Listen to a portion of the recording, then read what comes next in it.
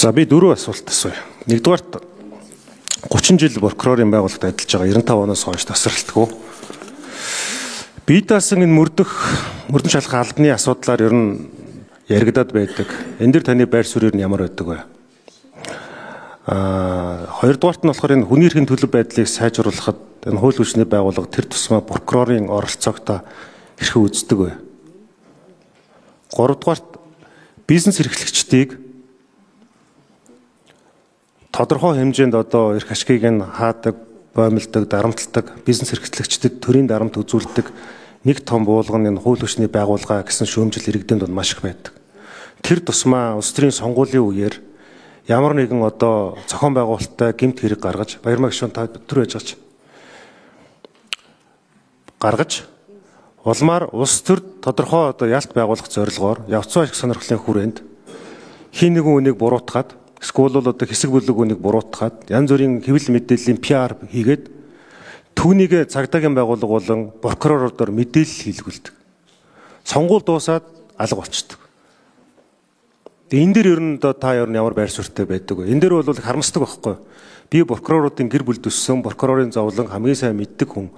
Гэхдээ энэ прокуроруудыг заримдаа нохоод барьдаг мод шиг байгаад нь бол харамсдаг.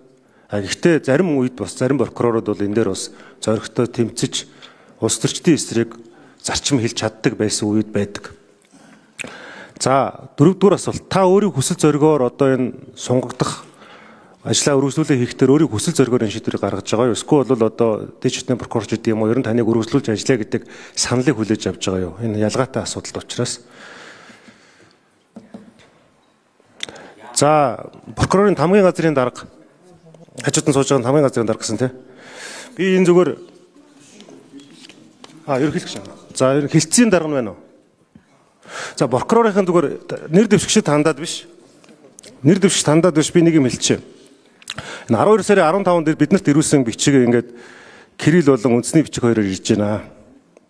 Тэгээ 1 сарын 1-ээс бид нар үндэсний бичгээ хэрэглээд одоо 1 жил болох чинь л доо. Албан ёсны ерөнхий прокурорын гарын үсэгтээ Монгол үчгээр ирүүлж байгаа бичгэн дээр үг үсгийн 51 алдаа байна. Аймгийн нэр, албан тушаалын нэр аюул олон зүйлийг буруу бичсэн байгаа. Тэр ингэж бас гурилдаж болмооргүй байна. Тийм учраас энэ Монгол үчгээр албан эрх хөтлөختөө энэ прокурорын байгууллага гэхэд 120-30 үгтэй албан бичгийн 40% нь алдаатай байна гэдэг чинь айгүй онцгой шүү дээ. Тэр энэ дээрээ засвар хийгээрэй гэж прокурорын байгууллагын энэ хүний нөөц нь анхаардаг юм яа тий. Энэ яг ингээд зүгээр өнгөрөөч болно л доо.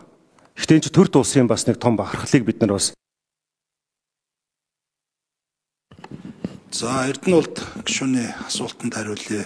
Нэр дэвшигч Максимын Чимбат 3 дугаар микрофон.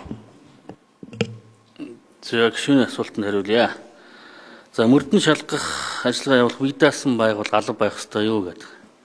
Тэгэхээр энэ шүүх прокурор мөрдөн шалгах байгууллагуудын эрхээ албан тушаалтнуудыг үйлдсэн гэмт хэргийг мөрдөн шалгадаг хурц өмнө бол алба байсан. 2014 онд татан богдсон баг. 12 жил ажиллаад.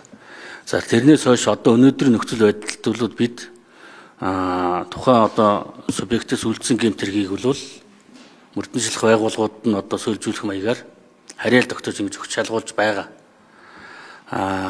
Олон улсын байгууллага зохицож байгаа зөвлөмж бол одоо үндэсний юм тусгай юм тогтолцоотой байгууллага байх ёстой л гэдэг юм зөвлөмж өгдөг.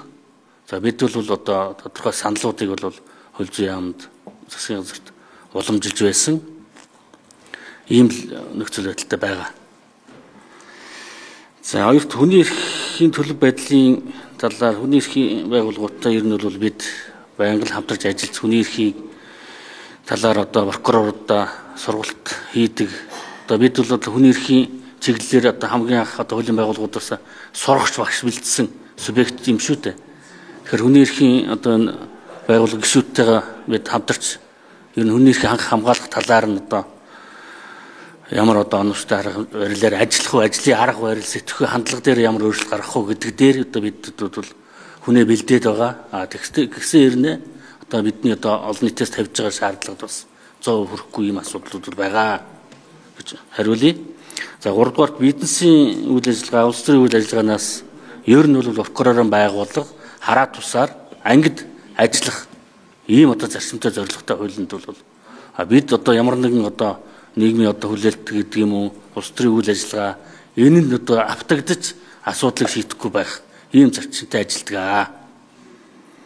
За дөрөвдүгээрт энэ улсын ерөнхий прокурорын орлогчоор томилогдох энэ асуудал энэ манай прокурорын тухай хууль, ерөнхийлөгчийн тухай хууль намынхаа дагуу явагдаж байгаа. За ер нь бол ерөнхий прокурор санал болгож ерөнхийлөгчд уламжилдаг. За надад бол санал болгосон учраас би одоо энэ ажлыг, энэ саналыг нь бол хүлээж авч ингэж орж ирж байна.